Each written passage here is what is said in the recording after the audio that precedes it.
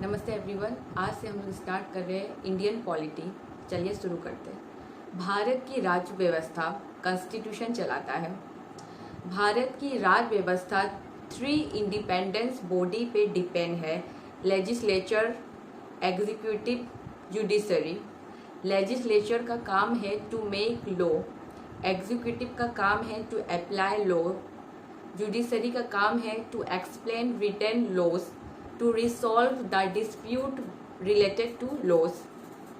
Okay, next देखते हैं। 3 level पर काम करती है। सेंट्रल में parliament, union government, supreme court. Second, state में state legislature, state government, high court. Third, local government में panchayat, municipality. Okay, subordinate courts में district court, session court. District court में सिविल केस होते हैं, सेशन कोर्ट में criminal case होते हैं। Okay, Indian polity. Constitutional development of India. 1600 में queen Elizabeth ने एक चार्टर दिया था। 31 दिसंबर 1600 में स्थापना हुआ ब्रिटिश ईस्ट इंडिया कंपनी का। British east India Company got trade monopoly for 15 years in India. Britain से आकर कोई भी व्यापार नहीं करेगा, लेकिन बस ईस्ट इंडिया कंपनी ही करेगी, ऐसा चार्टर मिला। 217 मेंबर्स थे। कैपिटल 217 मेंबर्स थे। इनिशियल कैपिटल 30,133 पाउंड इन्वेस्टमेंट लगी थी। ठीक है। ईस्ट इंडिया कंपनी का एडमिनिस्ट्रेशन था एक काउंसिल को सौंपा गया था। किससे मिलकर बनी? तो 1 गवर्नर, 2 डिप्टी गवर्नर। 24 मेंबर्स होते थे। Court of directors. ब्रिटिशर्स ने 3 प्रेसिडेंसी स्थापित की थी। 1 Calcutta, 2 Madras, 3 Bombay. Okay, British east India company का मुख्यालय बन गया। ठीक, तो 1 governor, 2 deputy governor, 3 court of directors की बना दी गई। फिर अगला चार्टर 1726 में दिया। ईस्ट इंडिया कंपनी के लिए जो भी कानून बनता था वो गवर्नर और उसकी परिषद के द्वारा बनाया जाता था, और ये गवर्नर और परिषद इंग्लैंड में रहते थे। पर as per this charter, governor and his council got right to make laws for Kolkata, Madras and Bombay. Constitution Development of India about Company Rule 1773 to 1857. 1773 में रेगुलेटिंग एक्ट इसलिए भेजा to have controlled over East India company. उस समय Britain का prime minister था lord North. एक secret committee बिठाई गई। सीक्रेट कमेटी के ही सिफारिश पर भेजा गया regulating act 1773। East India Company got trade monopoly for 20 years. Governor of Bengal called as governor general. First Bengal governor general Warren Hastings. Governor general of Bengal ने ही काउंसिल बनाई थी, जिसमें 4 मेंबर्स थे। 1 फिलिप्स फ्रांसिस, 2 क्लेवरिंग, 3 मनसोन, 4 बर्विल। 1774 में supreme court was established in Kolkata. 1 chief justice Lord Elijah Impey. Next 3 other judges, Lord Hyde, Lord Cambus, Lord Lemaistre. ऐसा नियम बनाया गया कि कंपनी बिना लाइसेंस के व्यापार नहीं कर सकती है और गिफ्ट भी नहीं ले सकती है। 1781 act of settlement regulating act में इम्प्रूवमेंट की गई। Government of Kolkata got right to make laws for पूरा बंगाल में, पूरा कोलकाता प्रेसिडेंसी के लिए भी कानून बना सकते हैं, और Bihar and Odisha. Governor general और काउंसिल और भी ज़्यादा पावरफुल हो चुकी थी। 1784 Pitt's Indian act. Trade administrative works from East India Company were separated.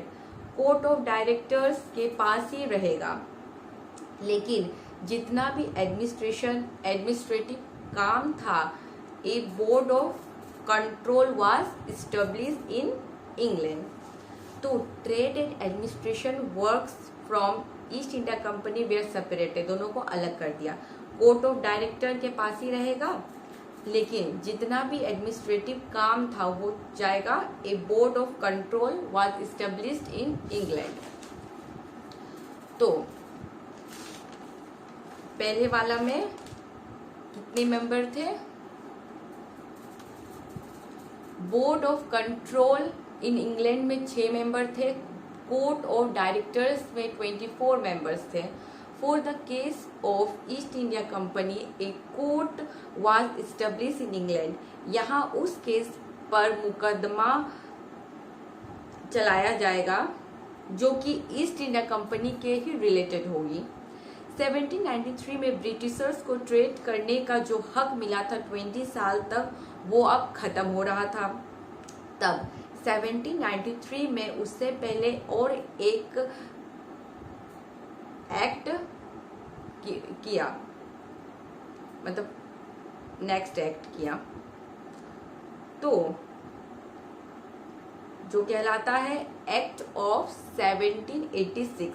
2 important काम हुआ इसमें। पहला, governor general got the power to cancel the decision which was taken by the council. Council जो डिसीजन ले रही है, गवर्नर जनरल उसको cancel कर सकते, वो पावर है उसके पास। और governor general of Bengal become the head commander of British army. Governor general of Bengal become the head commander of British army. पहले पावर लॉर्ड कॉर्नवालिस को ही दी गई थी, मतलब सबसे पहले लॉर्ड कॉर्नवालिस को ही दी गई थी पावर। 1793 में charter act. As per this act the treaty monopoly of East India company was extended, बढ़ गया for 20 years। Second, administration by written law was started. Board of control स्थापित किया गया, इस्टेब्लिश्ड किया गया, शुरुआत किया गया, जिसका 6 मेंबर्स हुआ करते थे, जिनकी सैलरी इंग्लैंड से दी जाती थी, इंग्लैंड से ही दी जाती थी। 1793 में डिस्कस हुआ, अब इसकी सैलरी पहले इंग्लैंड से ही दी जाती थी, लेकिन 1793 में डिस्कस किया कि अब इनकी सैलरी इंडियन रेवेन्यू से ही दी जाएगी। 21 अप्रैल 1793 इंडियन सिविल सर्विस जो है उसके फादर लॉर्ड कॉर्नवालिस को ही बोलेंगे।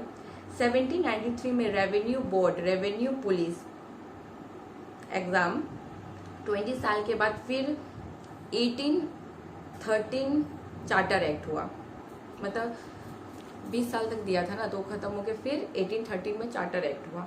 As per this act Christian missionary arrived India. Trade monopoly of East India company was established. 2 trade अधिकार को छोड़कर, ये 2 ट्रेड अधिकार में सिर्फ ब्रिटिश का राइट होगा, बाकी सब उसका राइट चला गया। तो ईस्ट इंडिया कंपनी का क्या राइट था? पहला कि ट्रेड ऑफ टी का ट्रेड कर सकते हैं, दूसरा ट्रेड विद चाइना से ट्रेड कर सकते हैं, और जो भी अधिकार था ईस्ट इंडिया कंपनी का वो खत्म हो गया। लेकिन अब बाद में जाके सब कुछ खत्म हो जाता है, उनका पास कोई हक नहीं बनता है। फिर 1 लाख रुपया पर ईयर्स देते हैं इंडियन एजुकेशन में। 1833 चार्टर एक्ट हुआ। The rule of East India company was extended for 20 years but trade monopoly was ended. 12-20 साल के, लेकिन जो ट्रेड मोनोपोली था वो खत्म हो गया। अब ब्रिटिश से आकर इंडिया में ट्रेड करने का कोई अधिकार नहीं था। Administration of company was centralised. Governor general of Bengal अब बन गया governor general of India. First governor general lord William Bentinck बना। 1853 में चार्टर एक्ट हुआ। As per this act administrative as legislative works were separated. Administrative legislative दोनों काम को separate कर दिया। ऑल इंडियन लेजिस्लेटिव वर्क में 12 मेंबर्स हुआ करते थे। एडमिनिस्ट्रेटिव कंपनी के प्रशासन के लिए lieutenant governor was appointed in Bengal. China tea वो अधिकार भी खत्म हो गया जो उन लोग को ब्रिटिश ईस्ट इंडिया कंपनी को मिला था, सब कुछ खत्म। अब वो हम लोग के यहाँ के व्यापार नहीं कर सकते। कोर्ट ऑफ डायरेक्टर्स कर रहा था, सब देखभाल कर रहे थे। ट्रेड का हक ब्रिटिशर से गया। चार्टर एक्ट के ठीक 4 साल बाद हुआ रिवोल्ट ऑफ 1857। 1857 का नेता बहादुर शाह जफर को बना दिया गया। बहादुर शाह जफर को अरेस्ट करके भारत के रंगून भेज दिया गया एंड घोषित कर दिया गया कि अब भारत में क्वीन विक्टोरिया का शासन चलेगा। तो next, crown rule 1858 to 1947। 1858 to 1947 proclamation letter of queen Victoria. 1858 governor of Indian act. Court of directors as board of control terminated, हट गया दोनों। तो क्या किया, तो कोर्ट ऑफ डायरेक्टर बोर्ड में 18 मेंबर्स थे और कंट्रोल टर्मिनेट में 6 मेंबर्स थे। इन दोनों के पावर को अब एक न्यू पोस्ट बना दिया गया। दोनों को हटा के उसका बदले एक न्यू पोस्ट का स्थापना हुआ। तो वो न्यू पोस्ट था security of state for India. Security of state for India. पहले लॉर्ड जो पहला बना security of state for India वो है लॉर्ड स्टैनली 1। काउंसिल में 15 मेंबर्स कहा जाता है इंडियन काउंसिल। और Indian council and security of state मिलाकर बोलेंगे home government. Security of state and his council used to get salary and allowances from Indian government. Governor general of India is called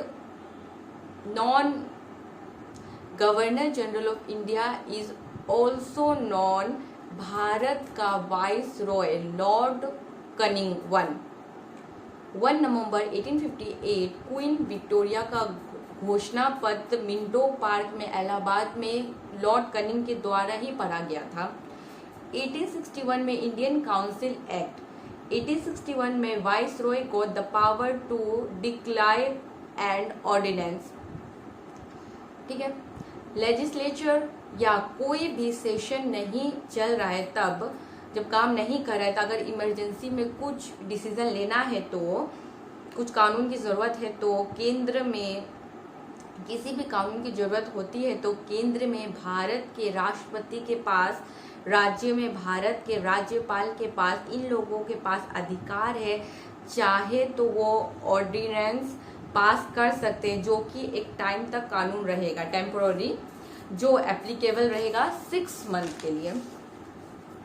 okay, 6 month के लिए।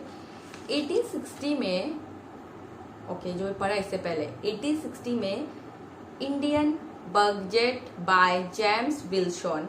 1860 में Indian panel act. 1861 में Indian high court act. Next, 1861 में अभी ठीक है, 1862 में 3 high court बना, कलकत्ता, मद्रास, बॉम्बे। 1862 में portfolio system classification of department. 1885 में नेशनल कांग्रेस हुआ।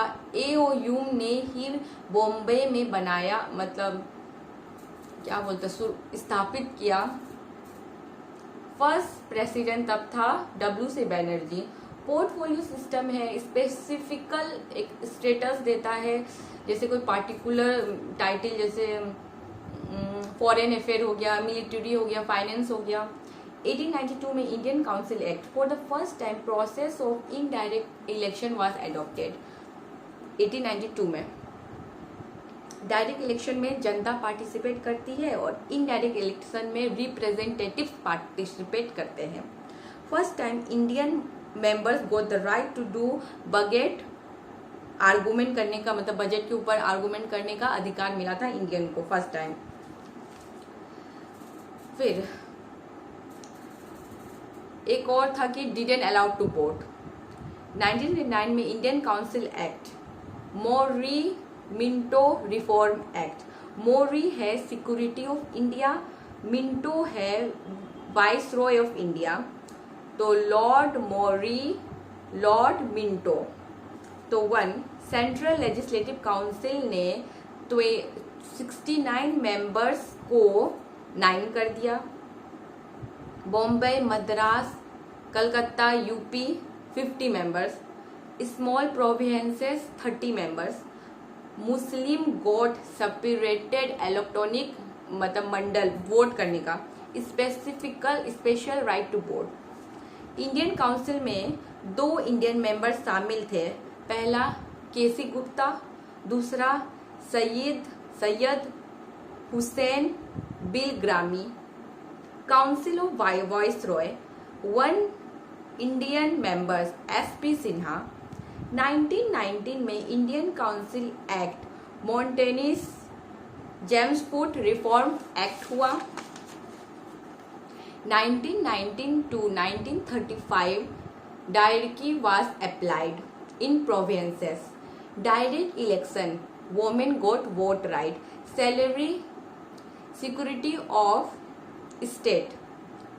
अब पहले इंग्लैंड लोग पे करता था, फिर बीच में हम लोग का इंडियन रेवेन्यू से पेड होने लगा, लेकिन अब फिर से ये सैलरी जो security of state again paying from England की हेल्प करने के लिए नया पार्ट बनाया गया।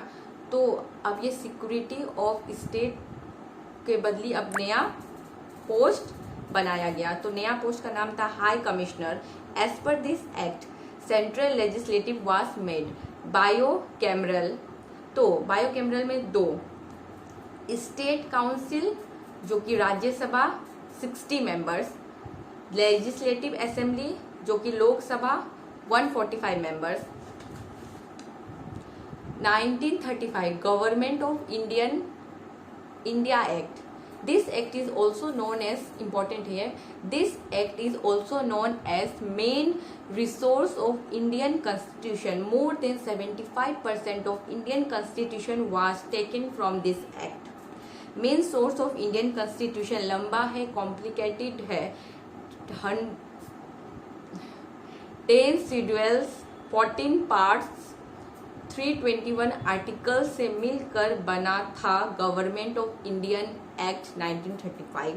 पहला काम किया 1 a proposal of all Indian union was given. 11 British प्रांत, 6 British commissionery, princely state. Number 2 directly centre was applied. हम सेंटर एंड स्टेट दोनों को टैक्स देते हैं। Third 1935 supreme court shifted from Calcutta to Delhi. 1 अक्टूबर 1937 से फेडरल कोर्ट बना दिल्ली में। एंड फिर यही federal court supreme court of India बना। 1 अप्रैल 1935 में रिजर्व बैंक ऑफ इंडिया हुआ। Fifth division of powers. A union list 59 subject. B provincial list, इसमें 54 सब्जेक्ट्स, इन पे लॉ बनाने का काम केंद्र का था। Number C concurrent list 36 members. 1937 में Burma was separated from India. Constitution assembly में जो मांग सबसे पहले गंगाधर तिलक ने की थी कॉन्स्टिट्यूशन असेंबली का, बर्मा में म्यांमार जो है पहले बर्मा कहलाता था, भारत का भाग था। 1937 में ही उसे ब्रिटिशर्स के द्वारा भारत से अलग कर दिया गया था। ओके, बर्मा में एक शहर था रंगून, लेकिन ऑफिशियल एमएन रॉय के द्वारा ही किया गया था। अच्छा देखो, कॉन्स्टिट्यूशन असेंबली की मांग किया था गंगाधर तिलक ने, लेकिन जो एक ऑफिशियल जो एक बहुत नियम कानून से जो मांगा था ना कि हमको चाहिए, वो मांगा था एमएन रॉय ने। आई थिंक एमएन रॉय था, एमएन रॉय के द्वारा ही की गई थी। देन 1946 में कैबिनेट मिशन प्लान बना, इसमें 3 members Cripps, Alexander, P Lawrence. फिर 1 जुलाई 1946 में first election for constitution assembly हुआ, तो टोटल मेंबर 389। तो 389 में 292 ब्रिटिश प्रोविंसेस से थे, 93 प्रिंसली स्टेट से थे, 4 ब्रिटिश कमिश्नरी से थे। इलेक्शन में 296 सीट्स पर हुआ। नॉमिनेशन था 93 सीट्स, तो 296 सीट्स में 208 इंडियन नेशनल कांग्रेस को वोट मिला, 73 सेकेंड नंबर पे आए मुस्लिम लीग, और थर्ड नंबर पे आए 15 वो जो आदर्श सब लोग जो और भी थे उन लोग में मिला। तब भारत का वाइसरॉय था लॉर्ड वेबल था। 2 सितंबर 1946 one interim government of India. 3 meeting हुआ। फर्स्ट मीटिंग 9 दिसंबर 1946, इसमें टेम्पोररी चेयरमैन थे doctor Sachchidananda Sinha. Second meeting हुआ 11 दिसंबर 1946, चेयरमैन थे doctor Rajendra Prasad, vice chairman थे doctor H C. Mukherjee. Third meeting हुआ 13 दिसंबर 1946, इसमें लीगल एडवाइजर थे M N Roy, Pandit Jawaharlal Nehru ji objective resolution of Indian constitution थे। 20 फरवरी 1947 में डिक्लेरेशन ऑफ इंडियन का इंडिपेंडेंस का घोषणा किया, जो कि इंडिया का इंडिपेंडेंस का घोषणा भी ब्रिटिश के पीएम के द्वारा हुआ, क्लीमेंट एटली। मार्च 1947 में लास्ट वाइसरॉय ऑफ इंडिया बना लॉर्ड माउंटबेटन। तो ये 2 प्लान लेके आया था। पहला माउंटबेटन प्लान, जो जिसमें ये partition of India as Pakistan हुआ, और दूसरा डी की बर्ड प्लान योजना लाया था। इसमें डिवीजन ऑफ कॉन्स्टिट्यूशन असेंबली हुआ। तो 389 मेंबर्स थे, जिसमें 299 इंडियन में रहे, 90 पाकिस्तान चले गए। 1947 में इंडियन इंडिपेंडेंस एक्ट हुआ। 15 अगस्त 1947 इंडिया गॉट फ्रीडम।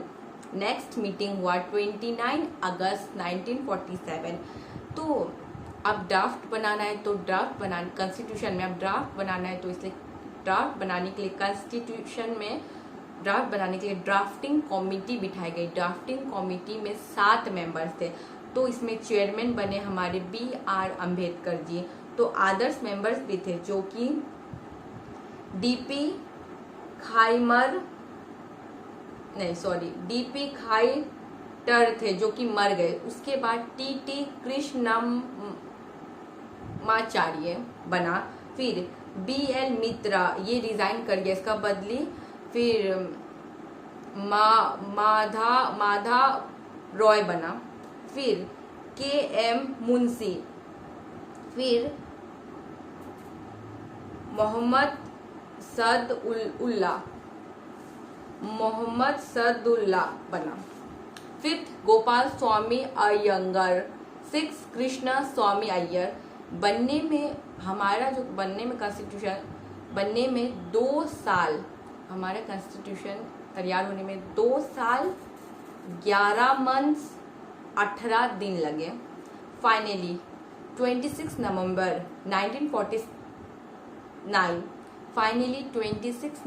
1949 में बन गया।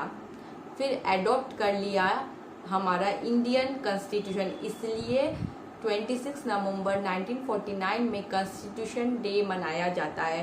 फिर 26 जनवरी 1950 को रिपब्लिक डे मनाया जाता है। Thank you.